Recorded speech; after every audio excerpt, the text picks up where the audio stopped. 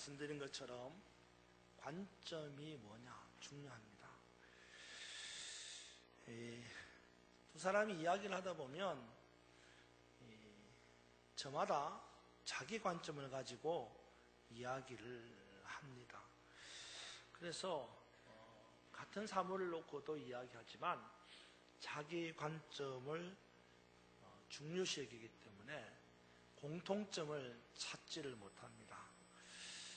그리고 각각 자기의 주장이나 생각을 상대방에게 관철시키려고 한다는 겁니다. 혹시 여러분들은 그런 모습이 없는가요? 부부 사이에 서로 이야기할 때에 상대방이 생각하는 것, 상대방이 마음에 품고 있는 것을 내가 잘 헤아리고 있는가, 아니면 상대방이 무슨 생각을 했던 무슨 마음을 가졌던 관계없이 그냥 내 말, 내 생각만 쫙 이야기하고 그것을 상대방이 받아들이기를 요구하는 것. 여러분 어느 쪽이 더 많습니까? 어제 그 EBS 교육방송을 하나 보면서요, 자연은 살아있다라고 하는 프로그램을 어제 잠시 보게 되었습니다. 그 내용 가운데서 이런 멘트를 하더라고요. 나레이터가 어떤 멘트를 하냐면, 자연은 참으로 모성애와 사랑으로 가득 차 있다. 그렇게 나레이트를 했어요. 자연은 참으로 모성애와 사랑으로 가득 차 있다. 왜 이런 멘트를 하느냐 하면 그 화면이 나왔어요. 내용이 나왔는데 무슨 화면이냐면 붉은 머리새라고 하는 참새 종류의 붉은 머리 참새가 알을 6개를 낳았어요. 화면으로 볼 때는 알이 좀 거짓말 좀 못하고 새 알만 하지 않겠나. 새 알보다는 좀 크겠죠. 나중에 조그매요. 6개를 낳았더라고요. 근데 이 붉은 머리 참새 어미가 자기가 낳은 6개의 알을 품고 부화를 시킨 거예요. 근데 카메라를 6군데를 설치해 놓고 보는데 2주 동안 이 붉은 머리 참새 어미가 알을 품고 꼼짝하지 않는 거예요. 막 햇빛이 막 내리쬐는데도 그냥 그 햇빛 다 받고요. 또 한 번은 비가 2시간 동안 억수같이 소낙비가 쏟아붓는데도 그 비 쫄딱 다 맞으면서 품고 있는 거예요. 그래서 그걸 보면서 나레이터가 자연은 참으로 모성애와 사랑으로 가득 차 있다라는 것입니다. 그런데 그러던 참새가 2주 동안 꼼짝없이 막 둥지에서 막 있던 참새가 어느 날 후룩 하고 날아가 버리는 거예요. 그래서 카메라가 이제 고정 카메라니까, 왜냐하면 가까이서 찍을 수 없잖아요. 멀리서 찍는데 요거를 줌으로 클로즈업 해가지고 가까이 있는 것처럼 해서 보는 건데, 이게 날아가 버리니까 어디로 갔는지 알 수가 없잖아요. 사람들이 이 아이가 분번한 겁니다. 새가 날아간 상황을 보고 왜 날아갔느냐, 뭐 배가 고파서 먹으러 갔다, 목이 말라서 물 마시러 갔다, 별 이야기 다 합니다.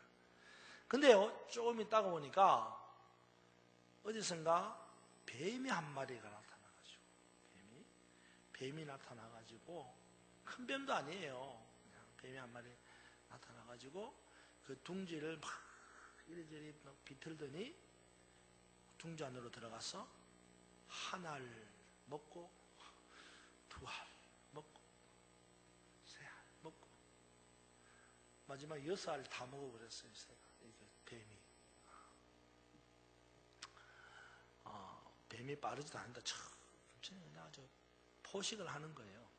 6알 다 먹어버리고 그 다음에 우유작적하게 사라지는 거예요.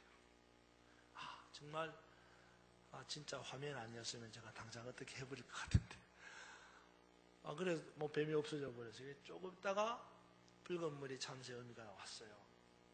와가지고 그 빈 둥지에 자기가 품고 있었던 6알이 다 없어졌잖아요. 그 빈 둥지에 그대로 들어가가지고 마치 알을 품고 있는 것처럼 둥지를 들고는 그렇게 우는 거예요. 참 가슴이 아팠어요. 그때 이런 멘트가 나왔습니다. 자연은 참으로 냉정하다. 똑같은 상황을 보면서 참으로 자연은 모성애와 사랑으로 가득 차 있다고 했는데 순간 자연은 냉정하다는 거예요. 우리가 어떤 사물을 보면서 주관적인 생각을 할 때가 많죠.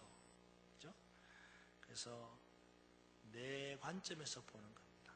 그러나 우리는 이 주관적인 관점을 떠나야 합니다. 그리고 객관적으로 사물을 보고 말할 수 있는 그런 것이 우리에게 필요하다는 겁니다. 쉽지 않습니다. 우리는 이 주관적인 관점에서 말하는 것이 버릇처럼 되어 있습니다. 그래서 우리가 의도하지 않으면 자기도 모르는 사이에 주관적인 표현을 남발하게 됩니다. 저도 예외는 아닙니다. 저는 늘 객관적이니까 저도 예외가 다 똑같아요. 의도하지 않으면, 의도라는 말 알죠? 내가 이렇게 해야지라고 하는 의도성이 없으면 어느새 자기도 모르는 사이에 주관적인 말을 남발한다는 거예요. 막 해대고 있는 거예요. 그래서 우리는 사실 의도적인 말을 할 필요가 있습니다. 의도적인 말. 어떤 의도입니까? 객관적으로 볼 수 있는 관점으로 의도성을 가지고 말할 줄 알아야 되고 그런 습관이 우리에게 필요하다 그 말입니다. 내가 생각하는 것에서 벗어나는 것, 이게 중요하다라고 말씀드렸습니다. 제가 지지난주인가 제가 이야기했잖아요. 우리 이 집사님 모자 이렇게 쓰고 있는데 제가 처음에는 주관적으로, 그죠? 제 주관적으로 생각을 했다고 그랬잖아요. 근데 이게 내 주관에서 벗어나서 객관성을 갖고 바라볼 때는요, 충분히 다른 것들을 볼 수 있다 이 말이에요. 그래서 우리는 신앙적으로 말하면 그걸 이렇게 말합니다. 도그마라 그러다. 도그마. 자기가 생각하는 관점에서 벗어나지 않는 것. 이건 정말 우리가 주의하고 멀리 해야 할 것입니다. 내 주관을 내려놔야 돼요. 그리고 객관적으로 볼 수 있고 말할 수 있는 게 중요하다 이 말이에요. 자, 오늘 우리가 함께 사도행전 1장을 읽었는데 1장에서도 보면요, 예수님의 관점과 제자의 관점이 서로 다르다라는 것을 보게 되는 거예요. 언제나 예수님의 관점은 한결같았습니다. 예수님의 관점은 변함이 없습니다. 딱 한 가지였어요. 이렇게 말하고 저렇게 말하고 표현은 많지만은 예수님의 관점은 딱 한 가지로 집중되는 거예요. 예수님이 이 땅에 오실 때나, 예수님이 이 땅에 사셨을 때나, 예수님이 이 땅에서 일하실 때나, 예수님이 이 땅을 떠나가실 때나, 예수님의 관점은 언제나 한 가지였습니다. 그게 뭐예요? 바로 하나님의 나라라는 겁니다. 예수님은 하나님의 나라를 이루기 위하여 이 땅에 오신 거예요. 그래서 세례 요한이 제일 먼저 광야에서 뭐라고 선포합니까? 회개하라. 뭐가 가까웠다? 하나님의 나라, 천국이 가까웠다 그랬어요. 하나님의 나라가 가까웠다 그랬어요. 근데 여러분, 우리가 이게 하나님의 나라 그러면 무슨 땅이나 무슨 부동 이런 생각하는데 그게 아니고, 이 하나님의 나라가 가까웠다는 것은 하나님의 나라 그 자체인 누구예요? 예수님이 가까이 오고 있다는 말이에요. 그러니까 예수님이 이 땅에 오신 것은 하나님의 나라가 임하신 거예요. 여러분 마음에 예수님이 계십니까? 오이 2층 2층 대답하세요. 여러분 마음에 하나님 계십니까? 1층 여러분 마음에 하나님 계십니까? 이럴 때는 항상 뒤에 묻고 대답하는 사람이 유리해 보면 안 돼요. 앞에 있는 사람은 조금 이야기하면 뒤에 있는 사람은 더 크게 이야기하거든. 다시 한번 물어요. 여러분 마음에 예수님이 계십니까? 그것이 곧 하나님의 나라라는 거예요.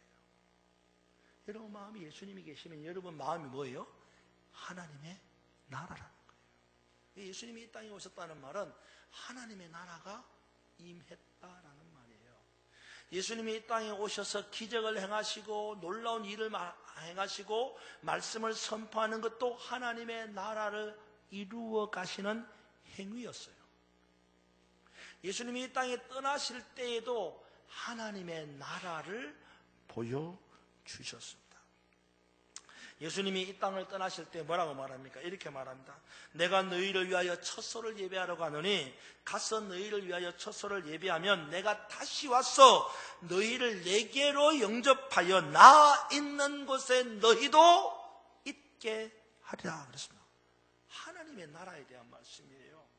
그러니까 부활하신 우리 주님이 우리를 위하여 첫소를 예배하러 가신다는 것과 주님이 있는 곳에 우리를 불러서 우리도 그곳에 함께 있게 하겠다는 것, 이것이 다 뭐를 두고? 하나님의 나라를 염두에 두고 하신 말씀이다 그 말이에요.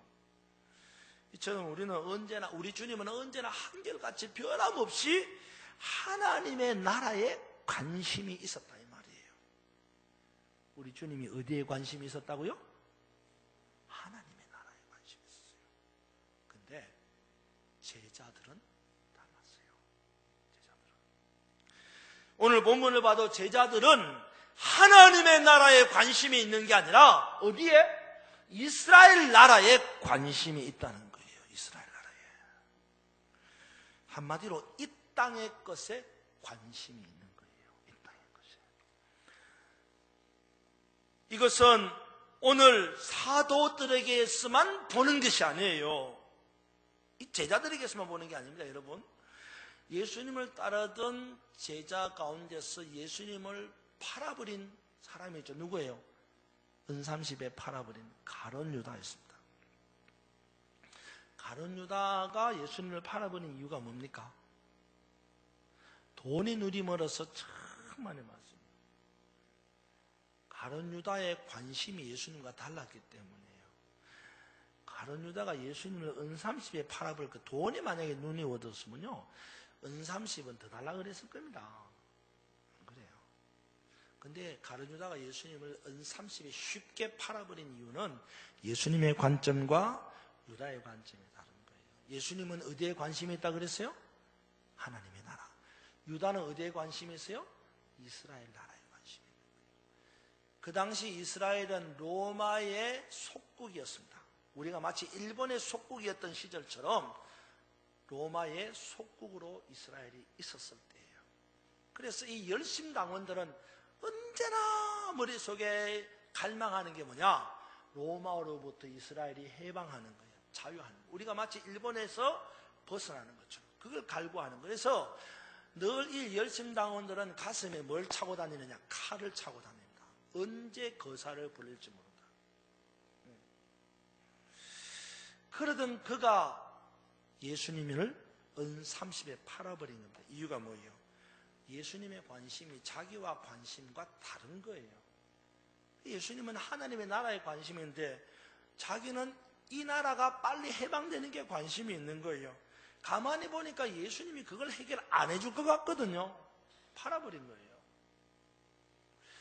오늘 본문에서도 이와 같이 분명하게 제자의 관점과 예수님의 관점이 다른 것을 봅니다. 여러분, 우리가 안 읽었는데 사도행전 1장 3절을 한번 보십시오. 1장 3절. 3절 여러분 찾아서 같이 한번 읽어봅시다. 3절 시작. 그가 고난받은 후에 또한 그들에게 확실한 많은 증거로 친히 살아계심을 나타내사 40일 동안 그들에게 보이시면서 하나님 나라의 일을 말씀하시더라. 그가 누구예요? 예수님. 예수님이 고난받고 십자가에 죽으시고 살아나신 이후에 40일 동안 이 땅에 계시면서 사람들에게 무엇을 말했느냐? 하나님 나라에 대해서 말했다. 주님은 일관되게 오실 때에도 하나님 나라, 사실 때에도 하나님 나라, 떠나실 때도 하나님 나라예요. 그런데 제자들은 달랐다는 거예요. 여러분 6절 한번 보십시오. 6절. 자, 6절을 읽어봅시다. 시작.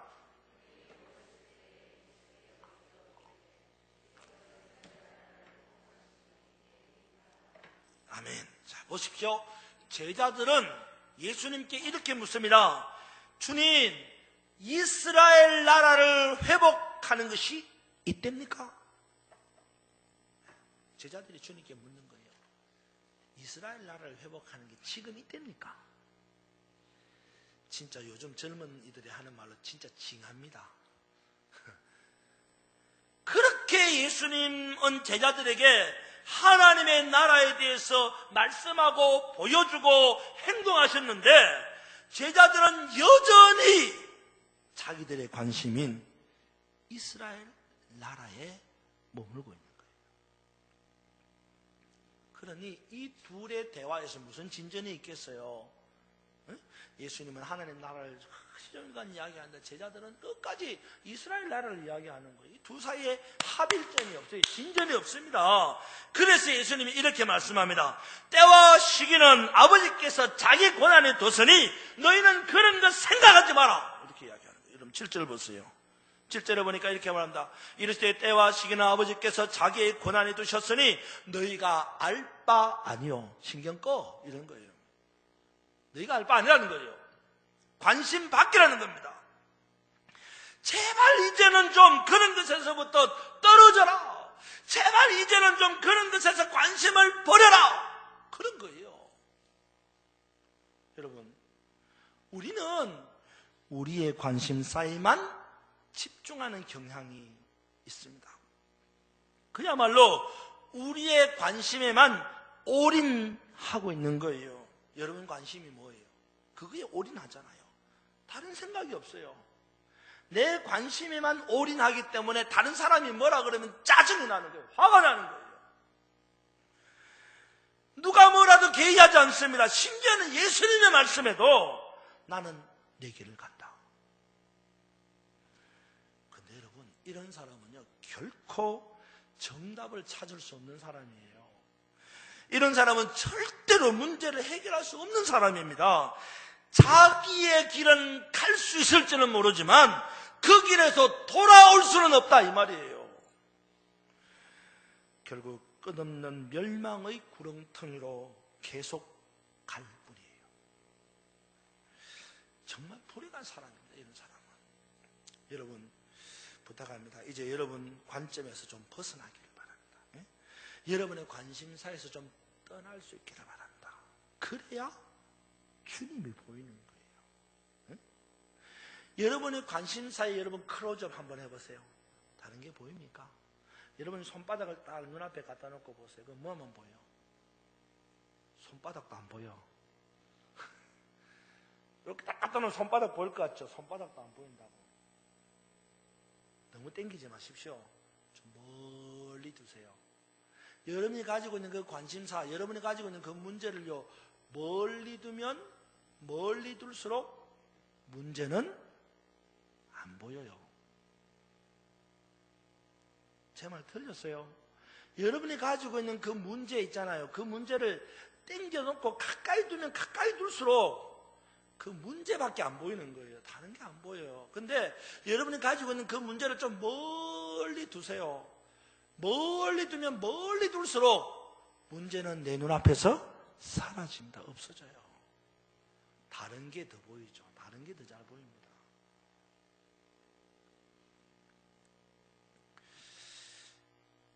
사랑하는 여러분, 간절히 바라기는 여러분의 관점에서 벗어나고 여러분의 관심사에서 벗어나서 우리 주님의 관점을 깨닫고 우리 주님의 관심사를 집중해서 바라보는 그런 여러분이 되기를 주님의 이름으로 축원합니다. 그러면 우리 주님의 관점, 우리 주님의 관심사는 뭘까요? 말씀드렸죠? 우리 주님의 관심사는 뭐라고 그랬어요? 하나님의 나라라고 그랬습니다. 그래서 우리 주님이 오늘 8절에 이렇게 말씀합니다. 여러분 8절을 보세요. 8절에 보니까 우리 주님이 이렇게 말씀합니다. 오직 성령이 너희에게 임하시면 너희가 권능을 받고 예루살렘과 온 유대와 사마리아와 땅끝까지 이르러 시작 내 증인이 되리라 하시니. 아멘. 자, 이것은 부활하신 우리 주님께서 이제 이 땅을 떠나 하나님의 나라로 가시면서 하시는 말씀이에요. 뭡니까? 오직 성령이 너희에게 임하시면 너희가 권능을 받고 예루살렘과 온 유대와 사마리아와 땅끝까지 이르러 내 증인이 되리라. 증인. 한마디로 말해서 너희도 나처럼 어떻게 살아라? 증인된 삶을 살아라 이 말이에요. 한번 따라서 다. 나도 심각하게 이야기하세요. 자기랑. 나도 증인된 삶을 살아야 한다. 한 번 더. 나도 증인된 삶을 살아야 한다.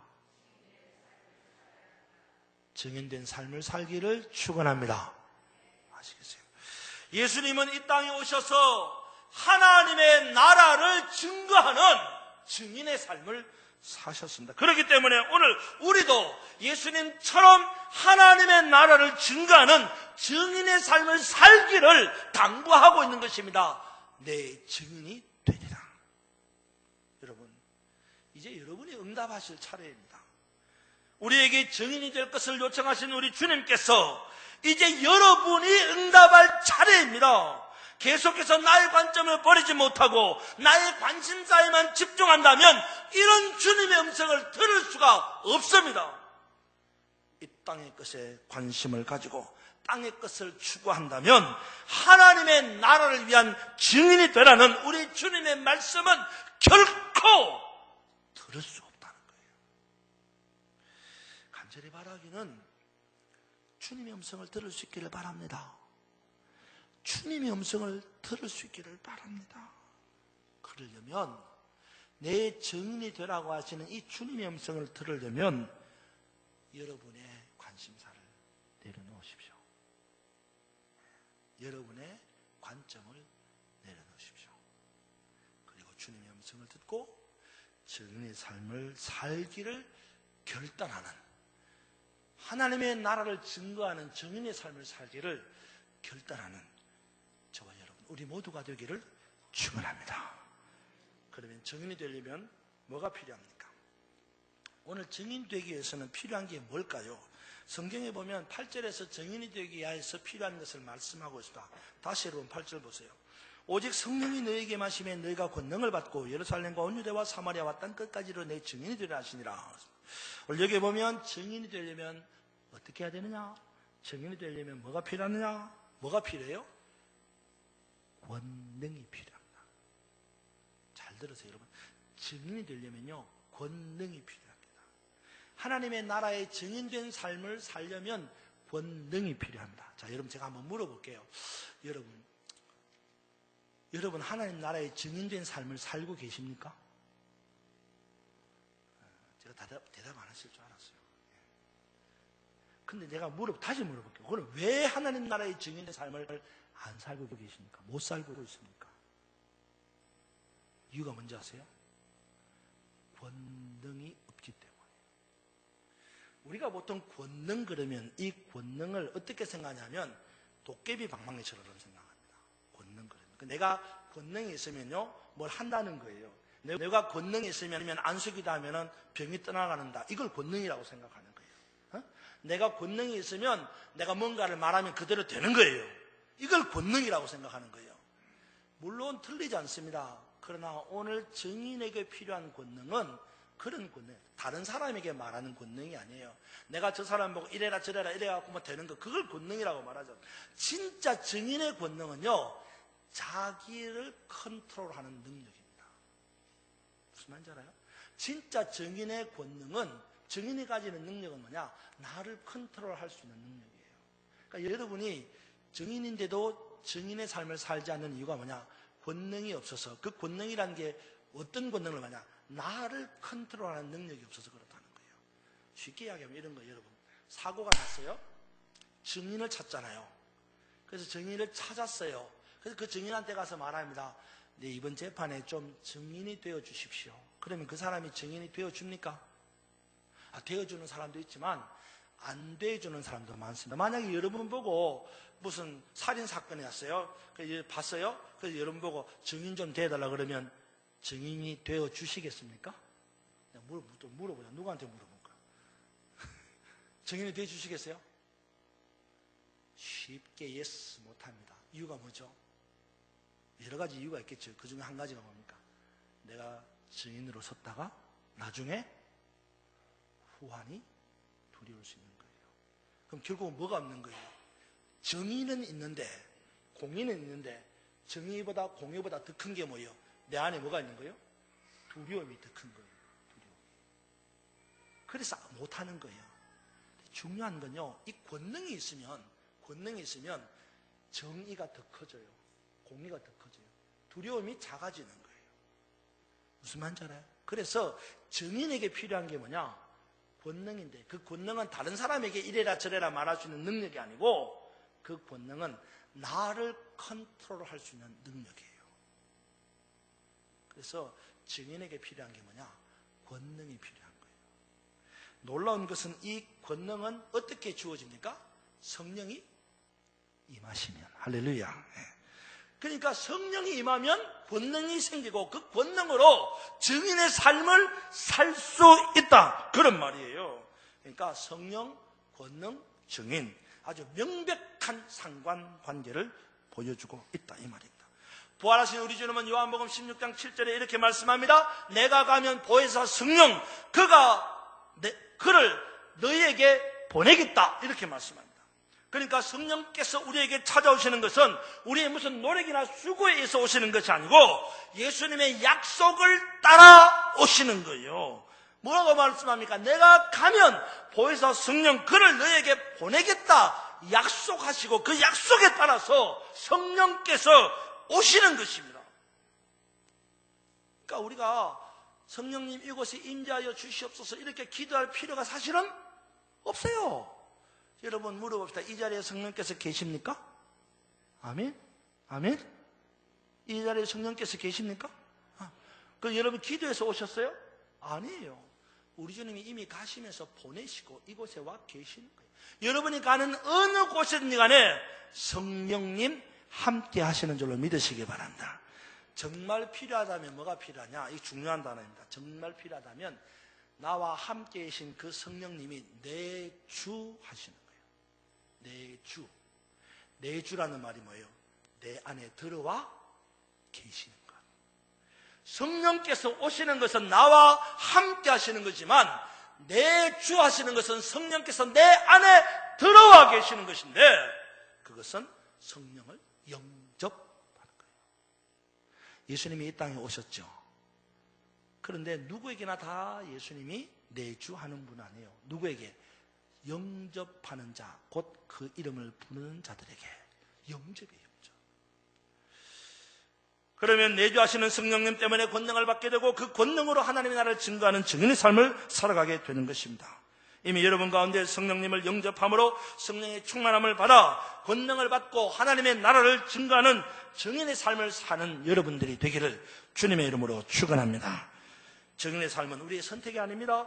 증인은 증인으로서의 삶을 살아야만 하는 것입니다. 나는 증인이 되고 싶지 않아 라고 말하면서 증인의 삶을 기피한다면 증인은 증인의 사명을 다하지 못하는 사람입니다. 그 사람 증인 아니에요. 증인이면 증인으로서의 삶을 살아야 증인이다 이 말이에요. 무슨 말이냐? 여러분 제가 그런 말 많이 했잖아요. 여러분 호주머니에 100만 원짜리 수표가 있다. 있으면 뭐해? 안 쓰는데. 100만 원짜리 수표 갖고 있고 안 쓰는 사람이나 100만 원짜리 수표 안 갖고 있고 안 쓰는 사람이나 똑같은 거 아니에요? 그거는 뭘 갖고 있어요? 종이조각 하나 갖고 있는 거예요. 100만 원짜리 수표. 그래서 여러분 잘 알죠? 모파상에 글 보면 진주 목걸이. 그죠? 아시죠? 진주 목걸이. 그 아내가 하고 다니는 진주 목걸이 진짜예요? 가짜요? 가짜. 가짜. 진짜는 집안에 모시다 놓고 있는 거예요. 그 여러분 생각해 보세요. 가짜 목걸이를 하고 있는 우리 마누라나, 집안에 진짜 목걸이 있지만 가짜 목걸이를 하고 다니는 옆집 그 사람이나 똑같은 거 아니에요? 아니 뭐 진짜 목걸이 집에 놔두고 가짜 목걸이 하고 다니는 사람이나, 진짜 목걸이 없어갖고 가짜 목걸이 하고 다니는 사람이나 똑같은 거 아니냐 이 말이요. 증인이면 증인의 삶을 살아야 증인의 가치가 난다 이 말이에요. 근데 증인인데 증인의 삶을 안 살면 그건 뭔 증인이에요? 증인 아니지. 2017년 8월 20일, 자꾸 뒷날 생각하지 마세요. 앞날입니다. 8월 20일, 2017년 8월 20일 다가오는 날입니다. 우리는 29명의 증인들을 필리핀으로 파송하게 될 것입니다. 증인이 내가 가지는 못해도 증인들을 내가 보냄으로 다 함께 증인의 삶을 살아야 합니다. 보내는 우리나 가는 증인들이나 복음을 심는 일에 함께 해야 합니다. 우리가 심는 복음은 마침내 싹이 나고 자라서 30배, 60배, 100배의 결실을 거두게 될 것입니다. 뿌리지 않고 어떻게 결실을 거둘 수가 있겠습니까? 이번에 필리핀으로 파송하는 29명의 비전 사역 증인들은 복음의 씨앗을 뿌릴 것입니다. 뜨거운 햇빛이 내리쬐는 화산재로 덮인 그 땅이지만 성령께서 주시는 능력으로 복음의 씨앗을 뿌릴 것입니다. 그 땅은 비록 겉으로 보기에는 화산재로 뒤덮인 검붉은 땅이지만 복음이 자라기에는 너무 좋은 땅입니다. 우리가 가서 복음의 씨앗을 뿌리면 반드시 30배, 60배, 100배의 결실을 거두게 될 것입니다. 이것이 우리의 기대이자 우리의 소망입니다. 이것이 우리 주님의 바람입니다. 이제 시작입니다. 지금 파송받게 될 29명의 증인들은 매주 토요일마다 모임을 갖고 기도하고 계획하고 준비하고 있습니다. 이제 이들을 위한 여러분의 몫이 있습니다.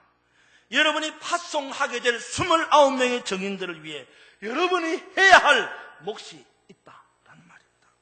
그것은 무엇보다도 영적으로 기도의 후원자가 되어야 한다는 것입니다. 파송받아가게 될 29명의 비전 증인들은 성령으로 충만해져야 하고 권능을 받아야 하고 필리핀 현장으로 가서 복음의 씨앗을 뿌릴 수 있어야 합니다. 그러기 위해서는 여러분의 기도가 힘이 된다는 말입니다. 뿐만 아니라 물질적으로 후원을 아끼지 말아야 합니다. 저는 이번에 재정 후원에 관하여서 플로잉이라고 하는 단어를 씁니다. 플로잉. 예전에는 교회에서 무슨 행사를 하면 재정적으로 도와달라고 부탁했습니다. 협력해 달라고도 말했습니다. 그러나 이번에는 물질적으로 돕고 후원하는 것을 플로잉이라고 하는 단어를 사용합니다. 플로잉. 이 말 뜻은 물이 계속해서 흘러 넘치는다라는 뜻입니다. 예를 들자면 이 컵에 물을 부으면 계속 부으면 어떻게 했어요? 넘치는 거죠. 이 계속 붓는 행위를 플로잉이라고 말했습니다. 실례로 예전에 우리나라 IMF 금융위기가 왔을 때에 온 국민이 우리 집 사람 됐어요. 우리 아들 금반지, 우리 딸 목걸이, 금목걸이, 그거 갖다 냈어요. 저마다 금반지, 금목걸이 들고 나와서 어떻게 해요? 그거 그냥 갖다 주는 게 아니에요. 어떻게 해요? 줄을 씁니다. 줄을 쓰잖아요. 그거 주려고. 자기 차례가 오기까지 줄을 쓰고 기다리는 거예요. 자기가 차례 오면 통에다가 집어넣는 거예요. 그걸 플로잉이라고 합니다. 저는 이번 제6차 필리핀 선교 비전 사역이 이와 같이 우리 모든 성도들의 넘치는 참여 속에 이루어지기를 소망합니다. 물질적으로 넘치는 플로잉을 할 수 있기를 바랍니다. 누가 하겠지? 그렇게 뒤로 물러서지 마십시오. 내가 참여한다라는 이 적극적인 물질적 플로잉에 여러분의 동참을 기대합니다. 여러분의 넘치는 재정적인 플로잉은 필리핀 현지에서의 사역을 더욱더 잘 감당할 수 있게 될 것입니다. 지난 주간 새벽 기도를 마치고 사무실로 돌아오니 카톡에 문자가 들어와 있었습니다. 내용인즉 필리핀 선교 비전사에게 플로잉 하겠다는 문자였습니다. 대신 이름을 밝히지 말아달라는 것입니다. 물론 우리 교회는 아닙니다. 제가 투명성을 위해서 제 계좌보다는 우리 교회의 계좌를 알려주겠다고 했습니다. 그랬더니 교회의 계좌를 알려주면 그 계좌로 실명으로 들어가기 때문에 이름이 드러납니다. 그래서 제 계좌를 알려주십시오. 그래서 제 계좌로 보내겠다고 했습니다. 보냈습니다. 계좌를 보냈더니 얼마 안 있어서 금방 들어왔어요. 얼마나 힘이 났는지 모릅니다. 그분이 문자를 썼어요. 목사님, 많이 보내지 못해서 죄송합니다. 그때 열어보니까 많더라고요. 여러분, 많고 적음이 무슨 상관이 있겠어요? 생각지도 않는 플로잉이 시작됐다는 거예요. 그 뒤에 누가 줄을 서시렵니까? 여러분, 플로잉에 줄 서는 여러분 되기를 바랍니다. 여러분이 응답할 때입니다. 기도로 응답하시고 플로잉으로 응답할 때입니다. 중보기도를 부탁합니다. 물질적인 플로잉에 동참해 주십시오. 그래서 필리핀 현장으로 가는 29명의 증인들이 기도와 물질로 증언을 보내는 여러분들과 함께 피차에 증인된 삶을 살아서 하나님께로부터 은혜가 넘치는 우리 모두가 되기를 주님의 이름으로 축원합니다.